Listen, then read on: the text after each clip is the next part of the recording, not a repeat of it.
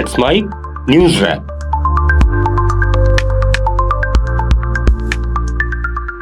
Let's mike news rap.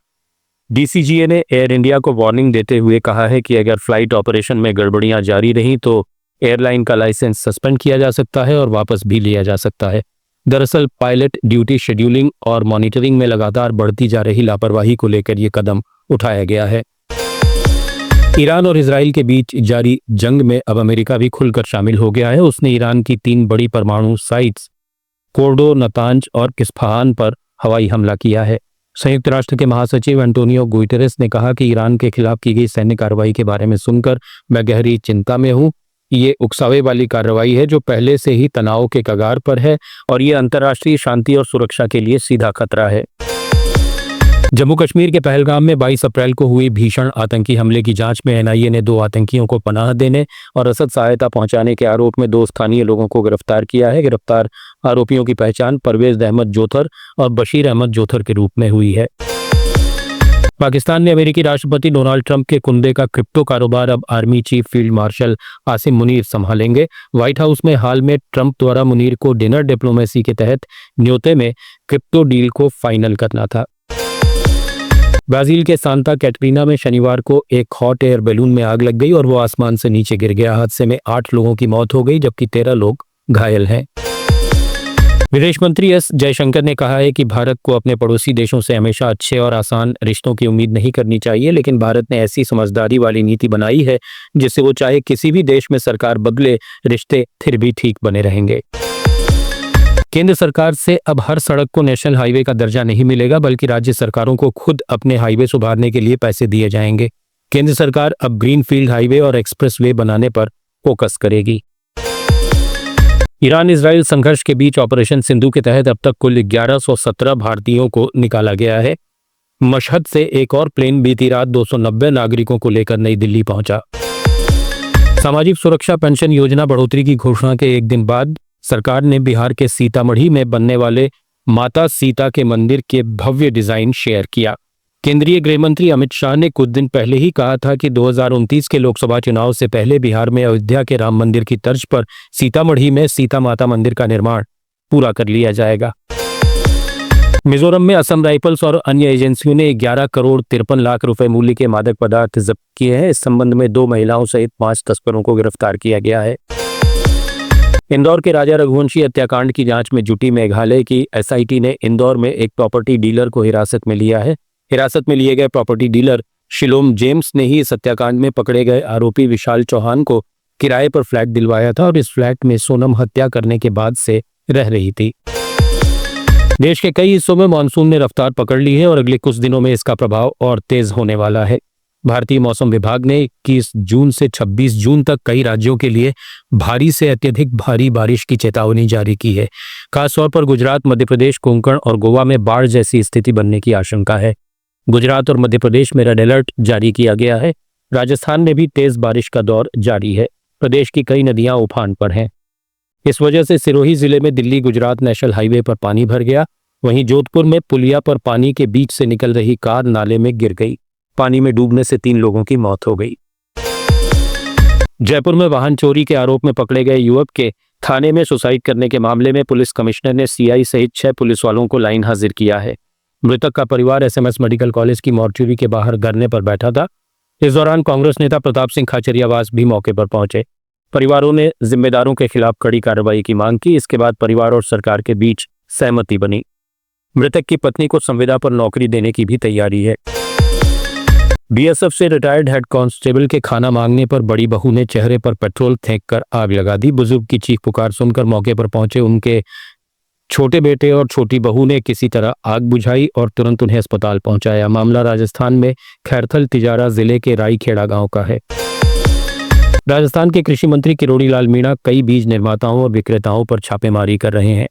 Congress नेता सचिन पायलट ने छापेमारी पर सवाल उठाए तो डॉक्टर मीणा भड़क गए और उन्होंने कहा कि नकली पेस्टिसाइड्स पकड़ रहे हैं तो उन्हें क्यों दर्द हो रहा है।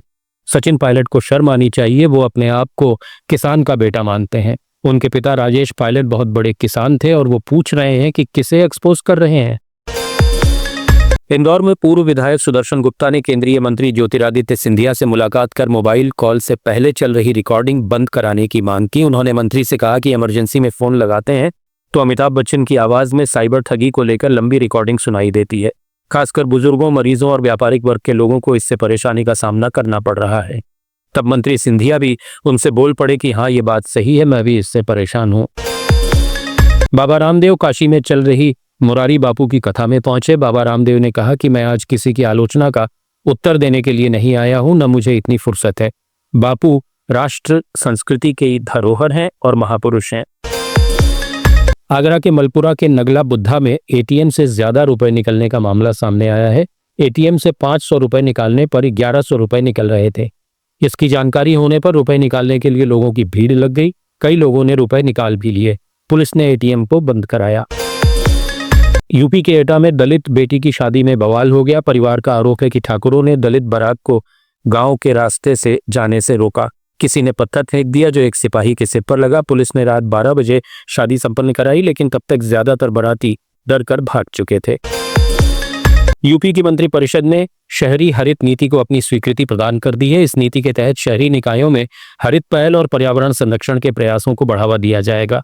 साथ ही ग्रीन सिटी मॉनिटरिंग प्रणाली को विकसित किया जाएगा और राज्य में नए मकानों के निर्माण के लिए हरित भवन मानक लागू किए जाएंगे।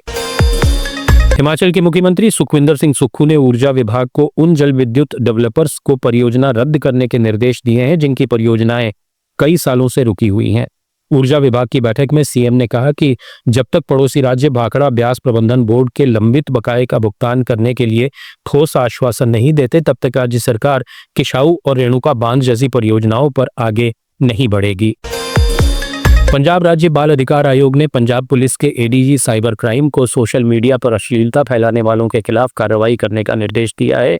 आयोग के चेयरमैन कंवरदीप सिंह ने निर्देश दिया कि वर्तमान परिदृश्य में बच्चे सोशल मीडिया के प्रभाव में हैं। उन्होंने कार्रवाई के बारे में 15 दिनों के भीतर सूचित करने के लिए कहा है।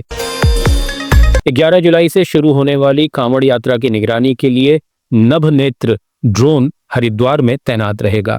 इस ड्रोन की सहायता से भीड़भाड़ वाले स्थानों, सड़कों, घाटों और पुलों पर नजर रखी जा सकेगी और राज्य और जिला इमरजेंसी सेंटर से ड्रोन के विजुअल्स की लगातार निगरानी की जाएगी। उत्तराखंड सरकार और विभिन्न देशों के राजदूतों और उच्चायुक्तों के बीच निवेश, आयुष, पर्यटन और संस्कृति से जुड़े विषयों पर हरिद्वार में बैठक हुई। बैठक में Mexico, Fiji, Nepal, Suriname, Mongolia, Latvia, Sri Lanka और रूस के राजनयिकों सहित प्रदेश सरकार के वरिष्ठ अधिकारी मौजूद रहे। हरिद्वार को छोड़कर उत्तराखंड के अन्य 12 जिलों में पंचायत चुनाव की अधिसूचना जारी कर दी गई है। मतदान 2 चरणों में होगा। पहले चरण में 10 जुलाई और दूसरे में 15 जुलाई को वोट डाले जाएंगे। हरियाणा के जींद में हिंदू मैरिज एक्ट में संशोधन, समगोत्र विवाह पर रोक समेत कई सामाजिक मुद्दों को लेकर कपास मंडी में सरोखाप महापंचायत हुई। जींद सरपंच एसोसिएशन के जिला प्रधान सुधीर बुआना ने कहा कि एक ही गांव में शादी होने से बड़ी समस्या पैदा हो रही है। आपसी सहमति से संबंध कानून के चलते बहुत हत्याकांड हो रहे हैं। ऐसे में कानून में बदलाव किया जाना बहुत जरूरी है।